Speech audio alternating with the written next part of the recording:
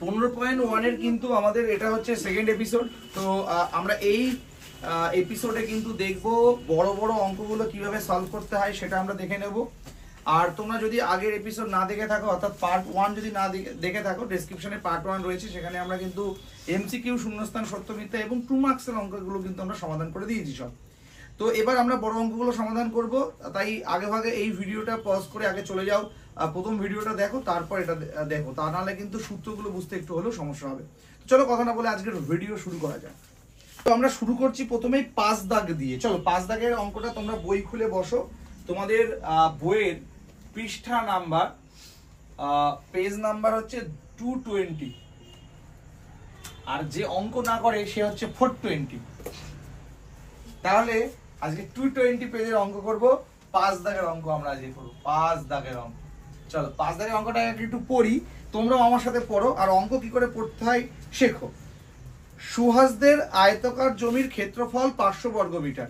তার মানে আমরা শুরুতেই এটা বুঝে নিলাম যে সুহাসদের একটি জমি আছে যেটা দেখতে কিন্তু একটা আয়তকার জমি। আমরা আয়তকারকে কি বলি? রেক্ট্যাঙ্গেল, তাই না? তো এইরকম একটা শেপের কি আছে? জমি আছে, যে জমিটার ক্ষেত্রফল হচ্ছে 500 বর্গমিটার। আমি একটা ছোট্ট কথা বলবো এই প্রসঙ্গে, আমি কিন্তু এই বর্গমিটার ফিটার গুলোকে অ্যাভয়েড করি আমার লেখার সুবিধার্থে বোর্ডে। তোমরা বাংলাতেই কিন্তু বর্গমিটার লিখবে, আমার মতো মাতব্বাড়ি করে মিটার স্কোয়ার বসাতে যেও না, কেননা পরীক্ষার হলে এইগুলো তোমাদের গুরুত্ব দেবে। যেহেতু তোমরা বাংলা মিডিয়ামে পড়ো, তাই তোমাদের এই বাংলায় লেখাটাই মনে হয় বেশি কার্যকর হবে। ব্যাপারটা বুঝতে পারলে? তাহলে তোমরা 500 মিটার স্কোয়ার আমি লিখলাম, তোমরা লিখবে বর্গমিটার। খুব ভালো। আচ্ছা, এবার কি বলেছে? জমিটির দৈর্ঘ্যের দিকে যদি 3 মিটার কমানো যায় এবং প্রস্থের দিকে যদি 2 মিটার বাড়ানো যায়, তাহলে জমিটা নাকি দেখতে একটা বর্গাকার হয়। ব্যাপারটা কি বুঝতে পারলে? কি বলেছে? যে এর যে দৈর্ঘ্য, এর যে লেন্থ ছিল, সেই লেন্থের থেকে 3 মিটার যদি তুমি কমিয়ে দাও, তার মানে কমে এখানে চলে আসলো, সাপোজ এখানে চলে আসলো, তাই না? আর আরটা কি বলেছে? আরটা কথা বলেছে যদি প্রস্থ 2 মিটার বাড়ানো যায়, মানে এইটা মনে করে একটু বাড়িয়ে দিল, তাহলে এটা যোগ করে যেটা হলো সেটা দেখতে কি হবে? এটা বর্গক্ষেত্রের মতো হবে না? বোঝা গেল ব্যাপারটা? আমি একটুখানি এইভাবে ডট ডট দিয়ে দেখাই, তাহলে এটা দেখো তো, এটা দেখো তো, একটা বর্গক্ষেত্রের মতো হচ্ছে কিনা দেখতে। এটা বর্গক্ষেত্র হয়ে গেল তো, খুব ভালো। এখন কি বের করতে হবে? এখন বের করতে হবে যে ওই জমিটার দৈর্ঘ্য প্রস্থ কত ছিল। খুব সুন্দর অঙ্ক। তাহলে আমরা শুরুতেই কি করব, যে মনে করি, আমরা লিখে নেব যে মনে করি যে জমিটির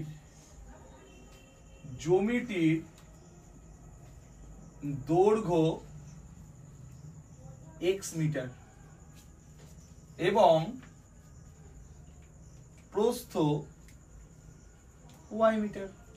কি আমার সাথে সবাই একমত? আমরা ধরে নিলাম যে এই যে জমিটা, তার দৈর্ঘ্য হচ্ছে x আর প্রস্থ হচ্ছে কি y। এখন বলেছে এদের ক্ষেত্রফল কত? 500। তাহলে আমি বলতে পারি যে অ্যাকর্ডিং টু কোয়েশ্চেন, মানে প্রশ্নানুসারে বা প্রশ্ন মতে, আমাদের দৈর্ঘ্য আমাদের প্রস্থ যদি গুণ করি তাহলে আমরা পাবো কি? ক্ষেত্রফল। তাহলে এই xy ইজ ইকুয়ালস টু 500। কে বুঝতে পারেন? ওরা বলে দিয়েছে জমির ক্ষেত্রফল 500, তাহলে আমরা সেই জমির দৈর্ঘ্য ধরে নিয়েছি x, প্রস্থ ধরে নিয়েছি y, তাহলে আমাদের ক্ষেত্রফল কত হবে? xy সমান 500। কমপ্লিট হলো, এটা ক্লিয়ার হলো। আচ্ছা, আমাদের সুবিধার্থে আমরা এখানে একটা লাইন করে রাখি, x সমান যদি আমরা এরকম লিখে রাখি যে 500/y, তাহলে কোনো প্রবলেম নেই তো। x সমান কি? 500/y থাক। যদি আজকে আমাদের কখনো দরকার পড়ে, আমরা এই 1 নং সমীকরণটাকে কি করব?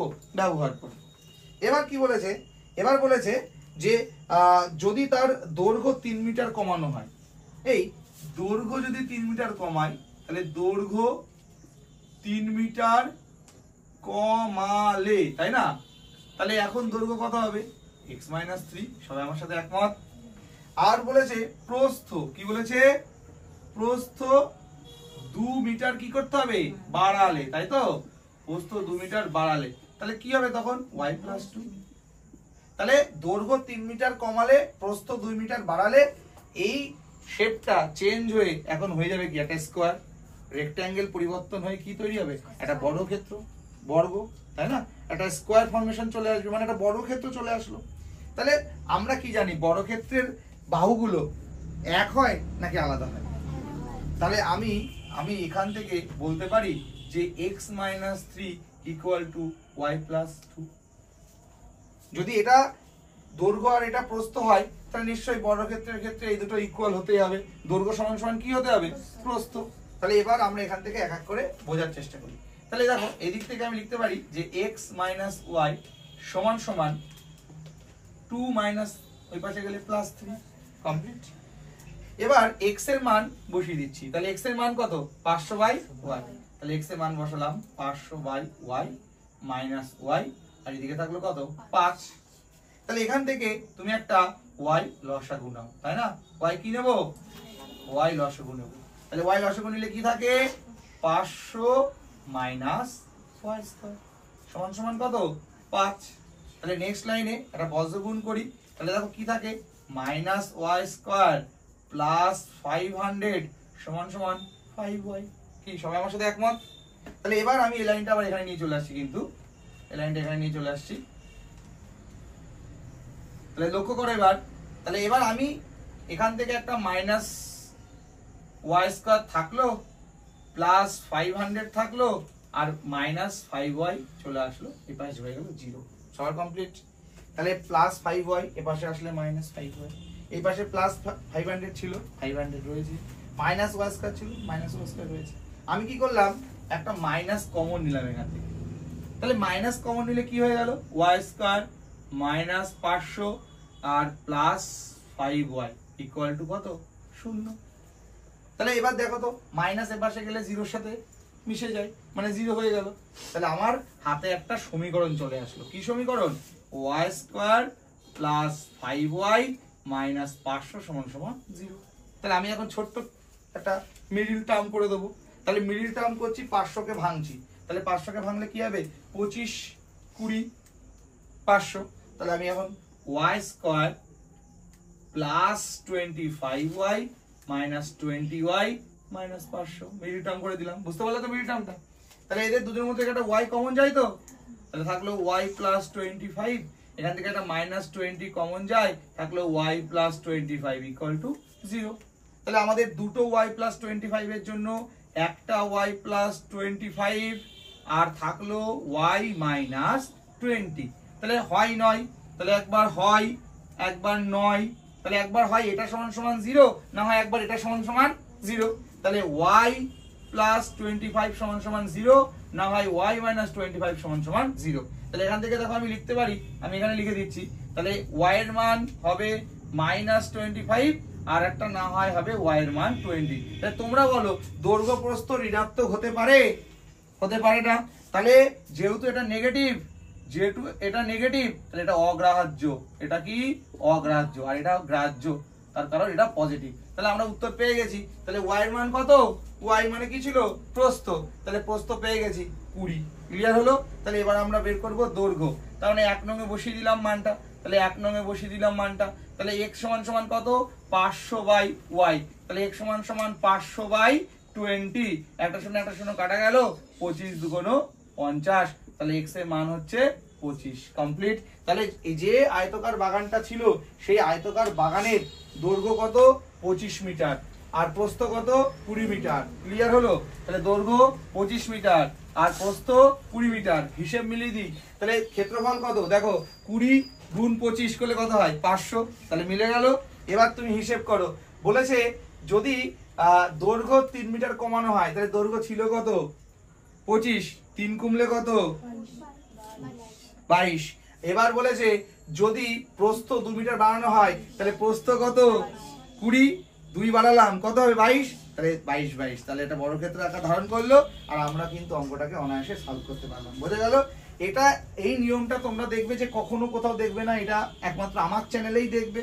তোমরা অন্য জায়গায় যে নিয়মটা দেখবে সেটা হচ্ছে নিচ থেকে ধরে এগোবে। মানে ওরা আগে বর্গক্ষেত্রের বাহুর দৈর্ঘ্য ধরে নেবে x, তারপর আয়তক্ষেত্রের কাছে যাবে, একটা x প্লাস 3 করে, একটা x মাইনাস 2 করে, তারপরে ওই দুটোর গুণফল সমান সমান 500 লিখে সলভ করবে। কিন্তু ওই মিডল টার্মটা অনেকটা বড় হয়ে যায়, আর ওই মিডল টার্মটা অনেকটাই কঠিন। তো এই নিয়মটা হলো একদম এক্সক্লুসিভ নিয়ম, তোমরা এই নিয়মটাকে ফলো করতে পারো।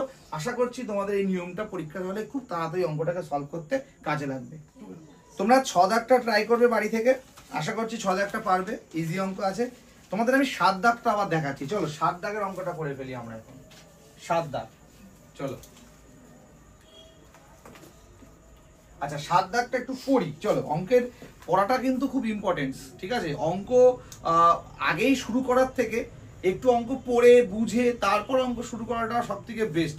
তার কারণ অঙ্ক মানেই তাড়াহুড়ো করে করবো, তার মানে তো মুখস্থ বিদ্যা মানে প্রয়োগ করছো, একটু বাদে হয়তো ভুলে যাবা, ওরকম ব্যাপার না। পড়বে, পরীক্ষার হলে অনেক সময় নাম চেঞ্জ করে দেয়, সংখ্যা চেঞ্জ করে দেয়, তো সেইগুলোর জন্য অঙ্কটাকে একটু পড়তে হয়। 7 দাগ, রেহানাদের আয়তকার বাগানের দৈর্ঘ্য 14 মিটার, প্রস্থ 12 মিটার। খুব ভালো অঙ্ক। রেহানাদের একটা বাগান আছে, সেই আবার একটা আয়তকার বাগান আগেরটার মতো। চলো ছবি, তারপর ছবি কথা বলে, আর কেউ তোমার সাথে কথা বলুক আর না বলুক, ছবি কিন্তু কথা বলে। তাহলে একটা জমি আছে যার দৈর্ঘ্য কত, তার দৈর্ঘ্য হচ্ছে 14 মিটারের একটা লেন্থ, আর প্রস্থ কত, প্রস্থ হচ্ছে 12 মিটার। খুব ভালো। বলেছে বাগানটির ভিতরের চারিদিকে সমান চওড়া একটা রাস্তা আছে। খুব সুন্দর। বাগানের ভেতরে একদম সমান চওড়া রাস্তা আছে। এই যে সমান চওড়া রাস্তা, নিশ্চয়ই বুঝতে পেরেছো আমি কি রাস্তার কথা বোঝানোর চেষ্টা করছি। এই যে সমান চওড়া রাস্তা আছে। আমি রাস্তাটা ধরে নিলাম x মিটার চওড়া, তাহলে সব দিক থেকে x মিটার থাকবে, এই আর কি। এটা রাস্তা, কিন্তু বুঝতে পেরেছো সবাই? রাস্তাটা নিশ্চয়ই বুঝতে পেরেছো, এই হচ্ছে রাস্তা। এবার কি বলেছে দেখি, এবার বলেছে যে রাস্তাটা তৈরি করতে প্রতি বর্গমিটার 20 টাকা করে খরচ হয়েছে। তার মানে এখানে যে রাস্তাটা বানিয়েছে সেই রাস্তাটার এক এক বর্গমিটারে খরচ হচ্ছে 20 টাকা। এই 20 টাকা পার মিটার স্কোয়ারে খরচ, এটা বোঝো কিন্তু লেখাটা 20 টাকা চিহ্ন দিলাম, পার মিটার স্কোয়ার মানে এক এক মিটারে বর্গমিটারে খরচ হয়েছে 20 টাকা। তাহলে মোট খরচা হয়েছে কত, 1380 টাকা মোট খরচা। তাহলে এখানে আমাদের টোটাল কত টাকা লেগেছে, 1380 টাকা কিন্তু আমাদের আজকে টোটাল খরচ হয়েছে রাস্তাটা বানাতে। এবার আমাদের কি বের করতে হবে, এবার আমাদের বের করতে হবে যে রাস্তাটা কতটা চওড়া, সেটা আমাদের বের করতে হবে। খুব ভালো, রাস্তা কতটা চওড়া সেটা আমাদের এখন কি করতে হবে, বের করতে হবে। চলো করবো আমরা। তাহলে আমরা প্রথমেই শুরু করবো এই ছবিটা দিয়ে। এগুলো তোমাদের বোঝার জন্য লিখেছি, তোমরা না লিখলেও চলবে। বাট আমরা কি লিখবো, আমরা লিখবো যে মনে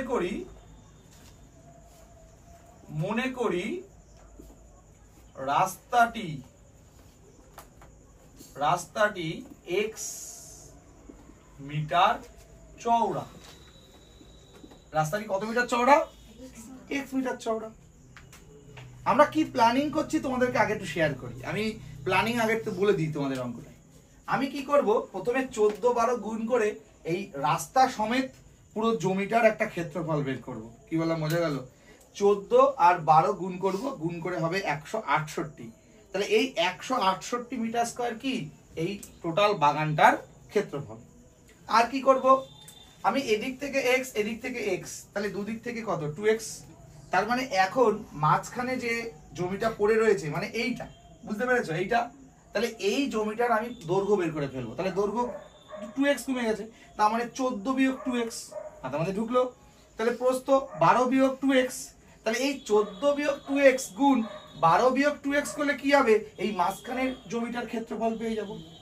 তাহলে আমি যদি এখন টোটাল রাস্তা সমেত জমিটার ক্ষেত্রফল থেকে রাস্তা বাদে জমির ক্ষেত্রফল বিয়োগ করে দিই, তাহলে যেটুকু পড়ে থাকবে সেটাই তো কি রাস্তার ক্ষেত্রফল।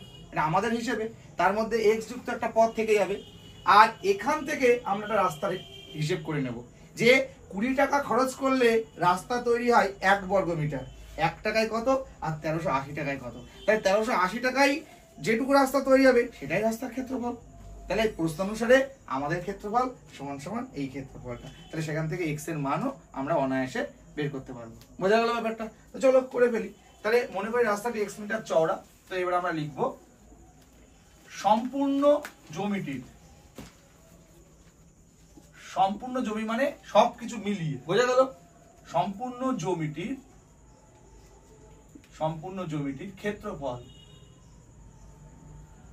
তাহলে 14 গুণ 12 মানে 168 মিটার স্কয়ার। সবাই আমার সাথে একমত? 168 মিটার স্কয়ার। তাহলে এবার আমরা কি করব, যে এবার আমরা দেখব যে রাস্তা হওয়ার কারণে জমির দৈর্ঘ্য কমে হয়েছে 14 বিয়োগ 2x। সবাই আমার সাথে একমত? আর প্রস্থ কত হবে তাহলে? 12 বিয়োগ 2x। ব্যাস। তাহলে এবার আমরা দেখব রাস্তা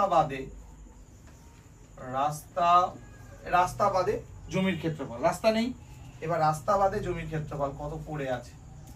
জমির ক্ষেত্রফল, তাহলে রাস্তা বাদে জমির ক্ষেত্রফল 14 - 2x গুণ 12 - 2x। সবাই আমার সাথে গুণ করবে। তাহলে 14 12 গুণ করলে কত হয়? 168, তাই না? 14 12 গুণ করলাম 168। আর প্লাসে মাইনাসে মাইনাস, 14 দুগুণ 28x, প্লাসে মাইনাসে মাইনাস, 12 দুগুণ 24x, মাইনাসে মাইনাসে প্লাস 4x স্কয়ার। তাহলে এখানে থাকলো 168 মাইনাস, এই দুটো যোগ হবে না, 8 আর 4 12, 2 2 আর 2 4 আর 5, 52x প্লাস 4x স্কয়ার। তাহলে এটা কি? এটা রাস্তা বাদে জমির ক্ষেত্রফল। তাহলে এবার আমরা যদি রাস্তার ক্ষেত্রফল বের করি, তাহলে মোটটার থেকে যদি এটা বিয়োগ করি, তাহলে যেটা পড়ে যাবে সেটা রাস্তার ক্ষেত্রফল। তাহলে রাস্তার ক্ষেত্রফল,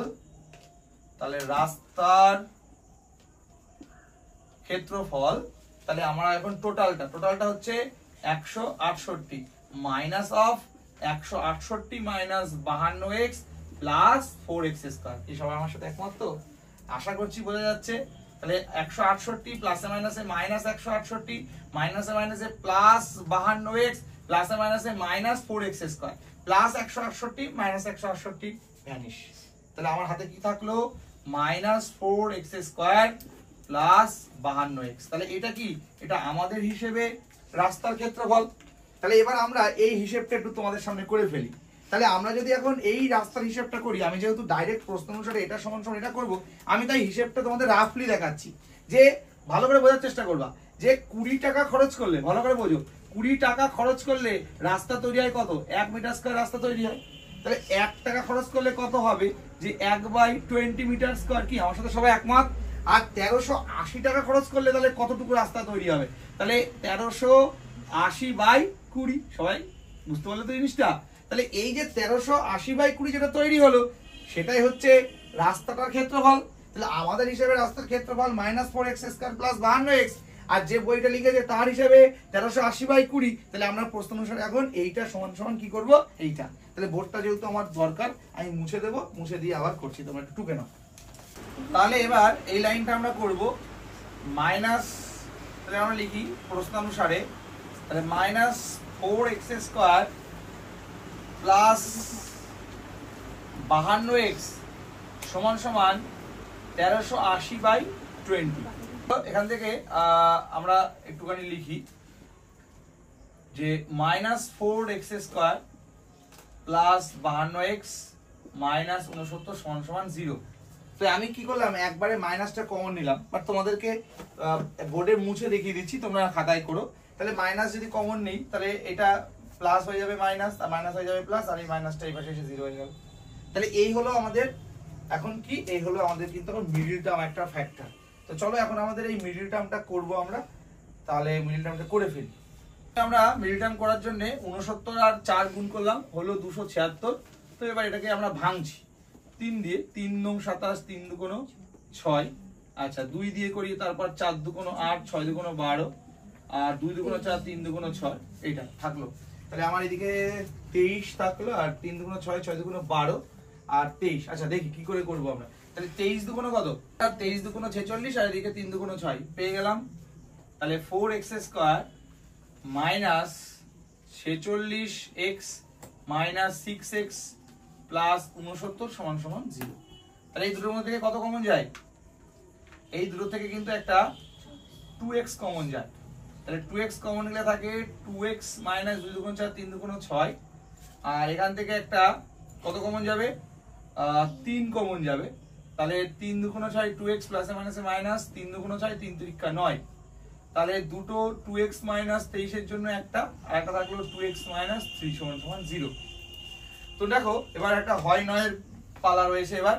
তাহলে এবার হয় 2x মাইনাস 23 সমান সমান 0, নয় 2x মাইনাস 3 সমান সমান 0।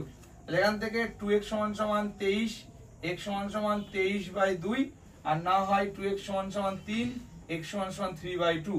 তাহলে একটা জিনিস লক্ষ্য করো যে রাস্তার চওড়া কখনো 23/2 হতে পারে না। কি বলা বোঝা গেল? 23/2 মিটার চওড়া হতে পারে না। তাহলে এটাকে করি, তাহলে হচ্ছে 3, তাহলে 2 অক্ষে 2 আর এটা থাকলো 0, 5 2 10, তাহলে 1.5 মিটার চওড়া। এইটা অ্যান্সার হতে পারে। তাহলে আমাদের যে জমিটা ছিল সেটা তাহলে কতটা চওড়া? অ্যান্সার হচ্ছে 1.5 মিটার চওড়া বা 1.5 মিটার চওড়া ছিল হচ্ছে আমাদের সেই জমিটা। তাহলে এক্স এর মান বেরিয়ে গেল।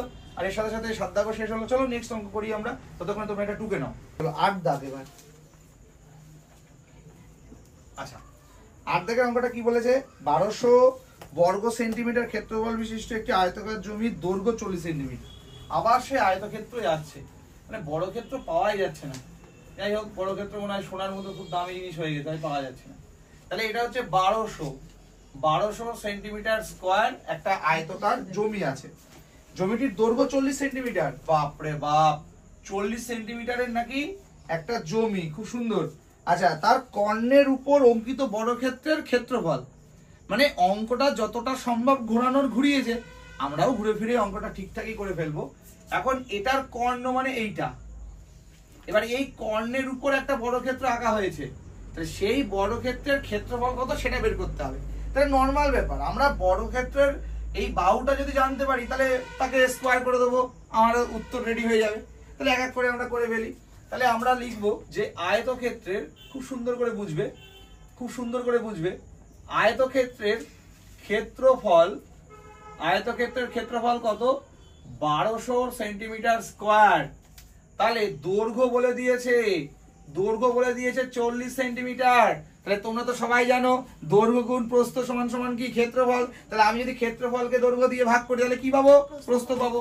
তাহলে আমরা এখান থেকে নিজেরা প্রস্থ মাতব্বারি করে একটু বের করে ফেলি। তাহলে প্রস্থ সমান সমান 1200 ডিভাইডেড বাই 40, মানে হচ্ছে 30 সেন্টিমিটার। ব্যাস, তাহলে 30 সেন্টিমিটার যদি জেনে যাই তাহলে দৈর্ঘ্য জেনে গেছি, প্রস্থ জেনে গেছি, তাহলে আয়তক্ষেত্রের কর্ণ বের করতে পারবো। তাহলে আয়তক্ষেত্রের কর্ণের সূত্র কি? রুট অফ দৈর্ঘ্য স্কয়ার প্লাস রুট অফ দৈর্ঘ্য স্কয়ার প্লাস। বোঝা যাচ্ছে? Yes or no? Yes. জোরসে? Yes. Very good. চলো তাহলে এবার আমরা লিখবো আয়তক্ষেত্রের কর্ণ,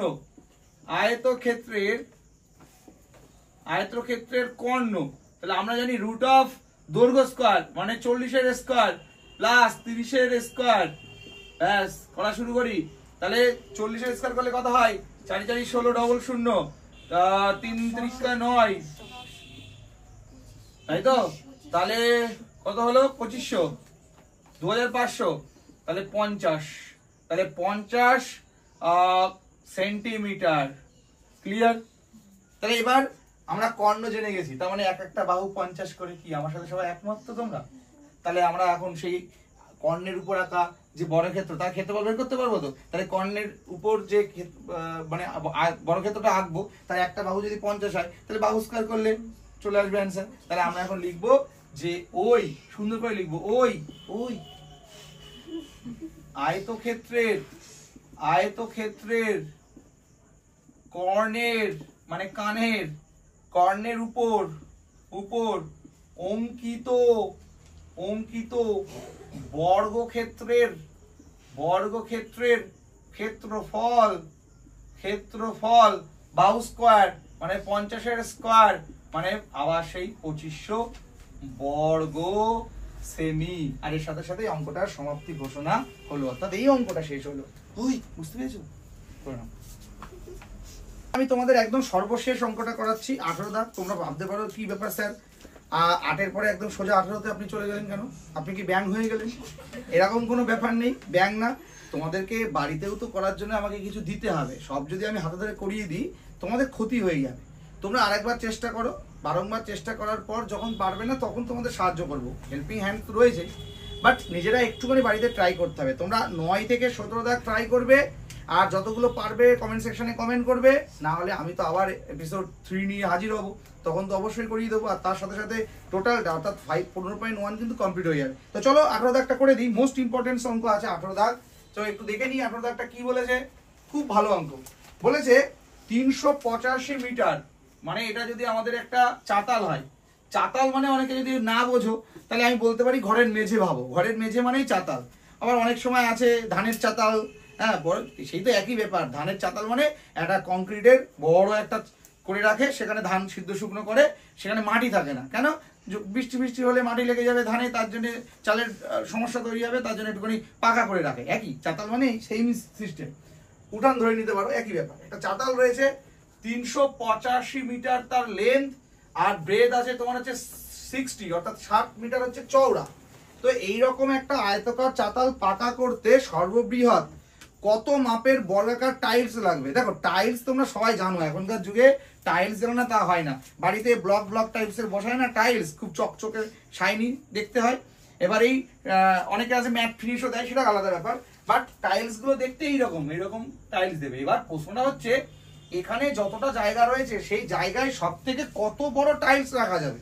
কি বললাম, বোঝা গেল? আর সেটা কিন্তু বর্গাকার হতে হবে, সেইটা কিন্তু আমাদের মতো আয়তকার আঁকলে হবে না, বর্গক্ষেত্রকার দেখতে হবে টাইলসটা, এটা মাথায় রাখতে হবে। তাহলে কত ক্ষেত্রফলের হবে সেটা আমাদের দেখতে হবে, আর টোটালটা কভার করতে কতগুলো টাইলস লাগবে সেটাও বের করতে হবে। খুব ইন্টারেস্টিং অঙ্ক না? তাহলে আমি আরেকবার গল্পটা সাজাই। একটা চাতাল আছে, যে চাতালের দৈর্ঘ্য 385 আর প্রস্থ হচ্ছে 60। এবার এই রকম একটা ক্ষেত্রফলে বর্গাকার সবচেয়ে বড় টালি কত রাখা যাবে সেটা বের করতে হবে, আর টোটাল কতগুলো টালি ধরবে সেটাও তোমাকে বের করতে হবে। দুটো অঙ্ক তো চল করে ফেলি। তাহলে আমরা একটু লিখে নিই যে দৈর্ঘ্য কত? 385 মিটার, প্রস্থ কত? 60 মিটার। তাহলে আমাদের এখান থেকে একটা জিনিস বুঝতে হবে, আমরা কি করবো, এদের গসাগু বের করব। এদের গসাগু যা হবে তার স্কোয়ার করলে যেটা হবে সেটা এক একটা টালির ক্ষেত্রফল, সেটা সর্ববৃহৎ। আমাদের মনে নেই ছোটবেলায় ছিল এতগুলো সন্দেশের মধ্যে কতজনকে দেওয়া যাবে সবচেয়ে বেশি, তখন আমরা কি করতাম, গসাগু করে দেখতাম যে দুটো কোন সংখ্যাটা দুজনের মধ্যে রয়েছে, সেটাই সবার মধ্যে দেওয়া যাবে সর্ববৃহৎ। তাহলে আমরা এদের গসাগু বের করবো। তাহলে তোমরা গসাগু তো করতে পারো। তাহলে আমরা এখন লিখি যে দৈর্ঘ্য ও প্রস্থের গসাগু কত? 5। দৈর্ঘ্য প্রস্থের গসাগু কত? 5। তোমরা যদি মনে করো স্যার 5 কি করে আসবে, এখন গসাগু যদি করে দেখাতে হয় দেখাবো। দুদিন কি করব, বিপদে পড়েছি। চলো 5 দিয়ে কাটাকাটি করি। প্রথমে দেখি 5 7 35, তাই না? এটা তো তারপরে কত দিয়ে যায়? 5 7 35, 5 11 75 যাবে না, 7 11 77। তাহলে 5 7 11। এবার 60 এর ক্ষেত্রে যাচ্ছি, 60। তাহলে 5 12 60, 3 4। তাহলে তুমি দেখতেই পাচ্ছ এই দুজনের মধ্যে 5টা কমন। আমরা জানি গসাগু কথার অর্থ গরিষ্ঠ সাধারণ গুণনীয়ক। কি বললাম? গরিষ্ঠ সাধারণ, আর লসাগু হলে লঘিষ্ঠ সাধারণ গুণিতক। তাহলে গ সা নিস্তার গু, তাহলে দৈর্ঘ্য প্রস্থের গসাগু আমরা কত বের করলাম? 5। তাহলে সর্ববৃহৎ টালির ক্ষেত্রফল,